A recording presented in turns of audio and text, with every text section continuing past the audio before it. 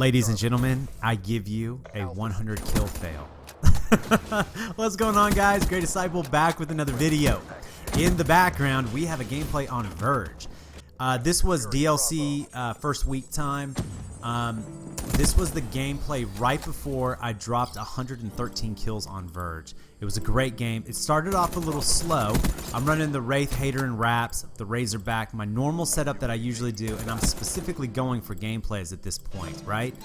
And like I said, it started off slow, but then it kicked into gear and it got rolling. But I get kicked at the very end. It's something that does not happen very often to me. I killed 3 of my teammates. The first 2 were sheer accidents. I mean, I was shooting at an enemy and my teammates walked right in front of me. There was absolutely nothing I could do about it. The last one of my teammates was in the enemy spawn shooting out from it. And so I thought when I came around the corner, since I saw the bullets, it was an enemy and I pre-fired and I killed him. I think I had 94 or 96 kills at the time. I was just about to loot my streaks again. If I would have stayed in the game, it would have been 115 to 130 kills. Who knows? But it's a great gameplay, so I hope you enjoy it. So back on the video, my 1500 subscriber vid, I had a question from one of my subs, Bedside Cabinets. Bedside, what's up, man? He really liked the video that I did, or the upload I did on my top 5 movies. And he asked me what my top 5 albums were. And so I'm going to answer it, and I'm going to ask you guys to do the same. Now, I'm going to do it the same way I did the movies, okay? And here's the thing. I could have sat down and thought about this for 24 to 48 hours, okay? But I didn't want to do that. I wanted it to be completely natural.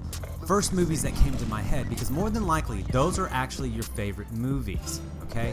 And they're not exactly the greatest movies ever made. They're just the ones that mean something to you. Maybe there's a memory associated with it, or an emotion. Or maybe it's just one of those movies that you can watch over and over and over again, whereas most people can't stand it. For you, it does something different. Well, I thought about that with the music as well. So I thought about the albums that defined me growing up. You know, I don't listen to as much music as I used to. Not to say that I don't like music, but when I was younger in my teenage years, music meant a lot more to me than it does now. So I thought about this for about 15 minutes and I wrote them down, okay? I want you guys to do the same thing. Don't overthink it. Don't try to impress people. Don't act like a connoisseur of music. Don't tell us what we think it should be. Tell us what your top 5 albums are. I mean, if it's New Kids on the Block, then go with it. If it's Milli Vanilli, shout it out, buddy. Be proud. But here's mine. Now, let me say this. Now, I grew up in Texas, okay? And I still live in Texas. My family is actually originally from New York, although I was born and raised in Texas. So there's country music down here. I'm not a big country guy, although I have listened to it since I was younger. But there is one particular album that I used to listen to all the time growing up because my older brother. And it's Garth Brooks' Greatest Hits. It was 2 CDs. It was one of the few albums I've ever owned that I could listen to from beginning to end, and I liked every single song. Man, I can remember just sitting there letting it play in the background. Alright, number 2, Nirvana Unplugged. Now, I know Nirvana had a bunch of different albums, okay? But it was their Unplugged album for MTV, which meant a lot to me because it was all acoustic. And I loved listening to that, man. I used to draw a lot as a kid with pencil. And I used to have that playing in the background as I drew my pictures. And so, man, I had all of the songs memorized. I loved every single one of them.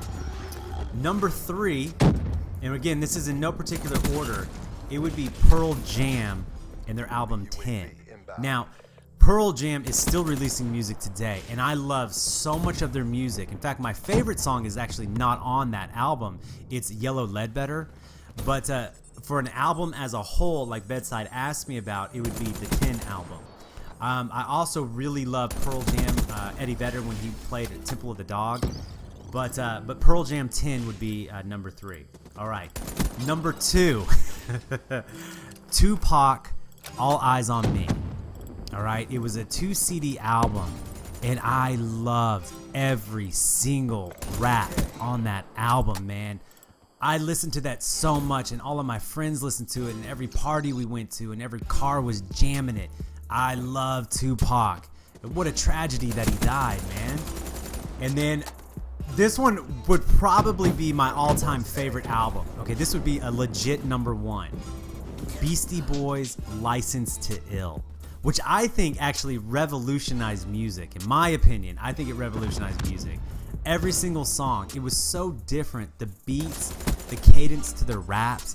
I like that it was 3 white guys rapping. I don't know, it just kind of worked, all right? Now, I listened to a lot of different music back then. I mean, rock, heavy metal. I loved Rage Against the Machines and Alice in Chains. As for rappers, Too Short and Eazy-E, man, Ice Cube, I love me some rap. I love Vanilla Ice. I never got into boy bands. In fact, to this day, I hate boy bands. I think it sounds so feminine when a group of guys sing a cappella. Now, don't take that offensively, okay? I don't mean it to be offensive, but for me personally, I never liked that kind of music. As for girl singers, I mean, they're great and all, but top 5 albums, I don't think so. If you want to go a step further and go into like movie soundtracks, I think there's some really good ones out there. I remember growing up, my brother, he used to listen to the Bodyguard soundtrack all the time. That Whitney Houston song, oh my gosh, I still have that song like playing in my head at times. So I know it's an interesting list, all right? So you guys do the same thing. Again, don't fake it, be real.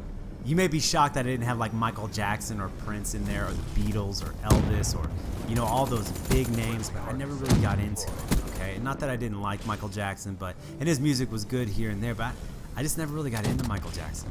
I don't know. That was just me personally. I wanted to put Vanilla Ice, but he really only had that one good song. So I didn't really like his entire album. And that's the other thing, is that's the difficult part of this, is the entire album is the key. Not one-hit wonders, because there were a lot of those growing up. So entire albums. So you guys think about it.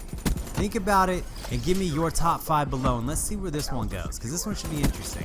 As always, hit that thumbs up button if you got something out of it. Leave a comment down below and subscribe for more, because I know you want to. Bye. That's a 6-6 and a kick for that SOB.